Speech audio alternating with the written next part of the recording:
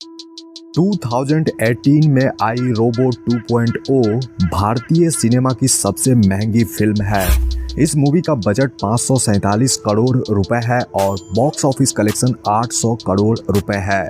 अब जब इतनी बड़ी फिल्म है तो इसका बिहाइंड द सीन तो माइंड ब्लोइंग होना लाजमी है।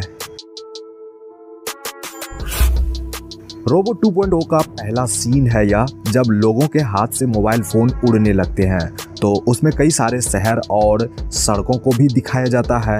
एक्चुअली यह जो लोकेशन है वह EVP फिल्म सिटी का है। यह लोकेशन बेंगलुरु के नेशनल हाईवे के साइड में पड़ता है जो संतोषा नगर में है।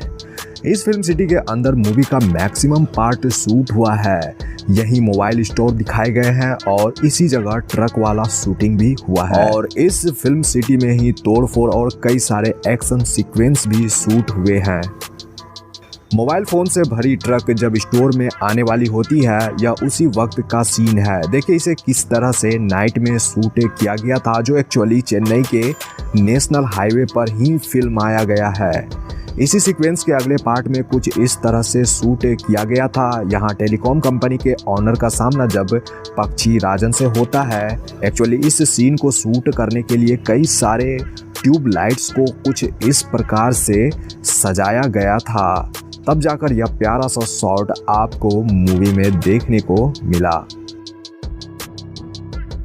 इस सीन में वसीकरण और एमी जैक्सन यानी नीला को फिल्म में इंट्रोड्यूस कराया जाता है। यहाँ उनसे मिलने एक्सेल यूनिवर्सिटी के स्टूडेंट आए हुए होते हैं। उनकी मीटिंग होती है जिसमें से एक स्टूडेंट एमी जैक्सन पर कायल हो जाता है। देखिए यहाँ किस तरह से रजनीकांत सर अपने शॉट को देख रहे हैं।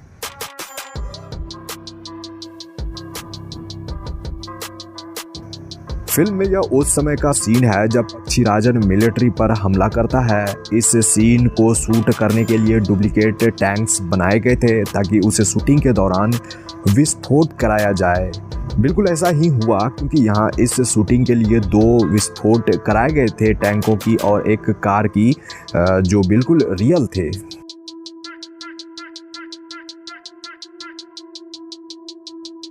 मूवी के अगले सीक्वेंस में पक्षी राजन का शहर में अटैक होता है। यहाँ जो शहर दिखाई गई है वो EVP फिल्म सिटी के ही अंदर का है, जिसे इस फिल्म के लिए ही क्रिएट किया गया था। एंड बाकी बिल्डिंग्स में जितनी भी तोड़फोड़ हुई जो सीन है उसे VFX स्टूडियो में तैयार किया गया था। साथ ही चिट्टी द्वारा किए गए कुछ एक्शन सीक्वेंस 3D मॉडलिंग से भी क्रिएट किए गए हैं। द फ्लोर नामक एक हॉलीवुड कंपनी ने इस मूवी के लिए विजुअल वर्क किया है। इस पूरी फिल्म के लिए उनके 1000 VFX आर्टिस्ट की टीम थी। इस दौरान उन्होंने 1360 विजुअल शॉट्स तैयार किए थे। That's amazing. एक्चुअली रोबो 2.0 पहली भारतीय फिल्म है जिसे पूरी तरह से 3D में बनाया गया है। मेरे कहने का मतलब यह है कि कोई भी फिल्म पहले 2D में शूट होती है, फिर उसे कंप्यूटर ग्राफिक्स की मदद से 3D में बदला जाता है, बट रोबो 2.0 के साथ ऐसा बिल्कुल भी नहीं हुआ। ब्लेंडर, रिविट और माया सॉफ्टवेयर से फिल्म को पहले 3D एनिमेशन में बनाया गया था। यूँ तो मूवी में आपको कई सारे ऐसे सीन देखने को मिल जाएंगे जो रियल है ही नहीं। इन सारे शॉट्स को CGI के द्वारा ही किया गया है।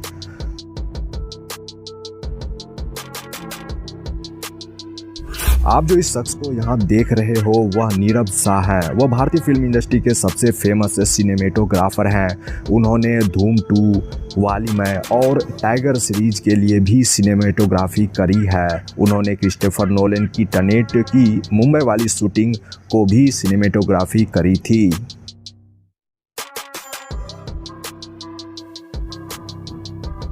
मूवी में वसीकरण के लैब को दिखाया जाता है जो पूरे 3 फ्लोर का होता है। एक्चुअली जितने भी इक्विपमेंट्स, रोबोट्स और कई सारी चीज़ें जो दिखाई जाती है वो पहले ही फ्लोर में उसे तैयार किया गया था, मतलब उसको कॉपी पेस्ट किया गया था। यानी कि बाकी ग्रीन बैकग्राउंड के जरिए कुछ इस तरह से मूवी में 3 फ्लोर क्रिएट किए गए थे। मूवी के इस सीन में पक्षी राजन द्वारा वसीकरण जी के घर पर हमला होता है, उसका यह सीन है। एक्चुअली जितनी भी दीवारें हैं उसे ग्रीन कलर से पेंट किया गया था ताकि बैकग्राउंड को VFX के जरिए बदला जा सके। और फिर पक्षीराजन का चिट्टी से आमना सामना होता है, लेकिन यहाँ चिट्टी हार जाता है, जिसके बाद पक्षीराजन का असली रूप हमें मूवी में देखने को मिलता है, यानी पंख वाला।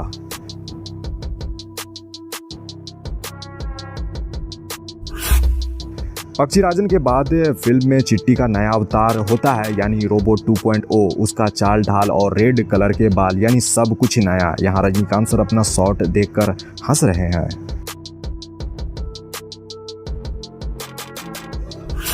रोबोट 2.0 अपने साथ बाकी रोबोट को पक्षीराजन के खिलाफ खड़ा करता है। यहाँ उसी का BTS है, जब वह दूसरे रोबोट से बात करते हुए नजर आए थे। एक्चुअली इस सीन को दो क्रू मेंबर्स को आप ग्रीन कलर के सूट में देख रहे हो, जो निर्देशन के अनुसार रोबोट का हाथ पकड़कर हिला रहे हैं। बाकी फाइनल आउटपुट में वह नहीं दिखेंगे।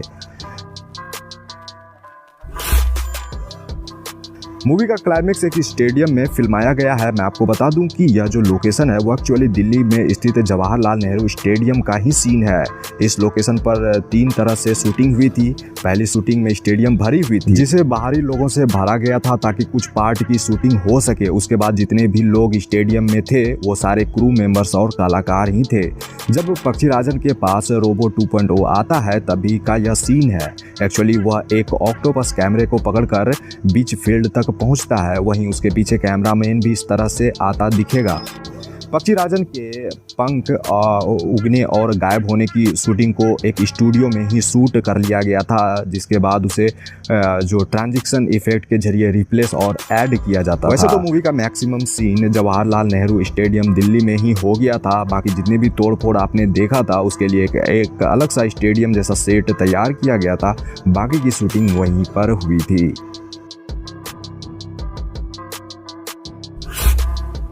इस फिल्म में अक्षय कुमार साइंटिस्ट रिचर्ड का किरदार निभाते नजर आए हैं, जो एक एक्सपेरिमेंट करते वक्त खुद को भयानक क्रोमैन में बदल लेते हैं।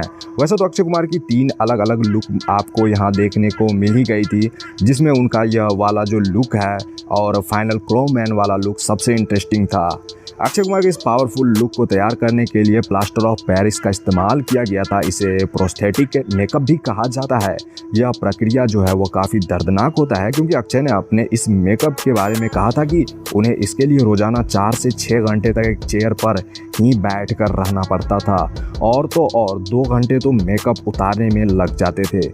यह प्रोसीजर पूरे 40 दिनों तक चलता रहा। एंड प्रोस्थेटिक मेकअप के बाद आपको एक बात बता दूं कि भूखे पेट ही शूटिंग करना होता है। एक्चुअली यह एक प्रकार का ऐसा मेकअप होता है कि जिसके लिए आपको ऐसा करना पड़ेगा, यानी कि केवल आप लिक्विड डाइट ही ले सकते हो। फिल्म मेकर्स ने जमकर पैसे बहाए हैं, क्योंकि केवल अक्षय कुमार के मेकअप में ही उन्होंने 4 करोड़ रुपए खर्च कर दिए थे। That's awesome.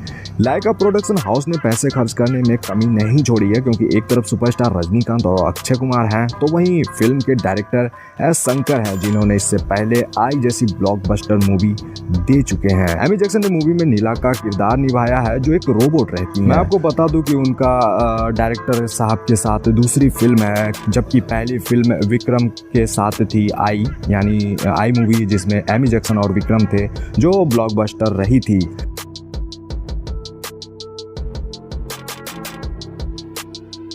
यहाँ आप एमी जैक्सन को एक रोबोट में ट्रांसफॉर्म होते देख रहे हो। रजनी सर की मूवी रोबोट 2.0 और हमारी इन्फॉर्मेशन अच्छी लगी हो तो लाइक कर दें। अगर चाहते हैं कि हमारी मुलाकात आप लोगों से होती रहे तो इसके लिए सब्सक्राइब भी कर लेना। Thanks for watching.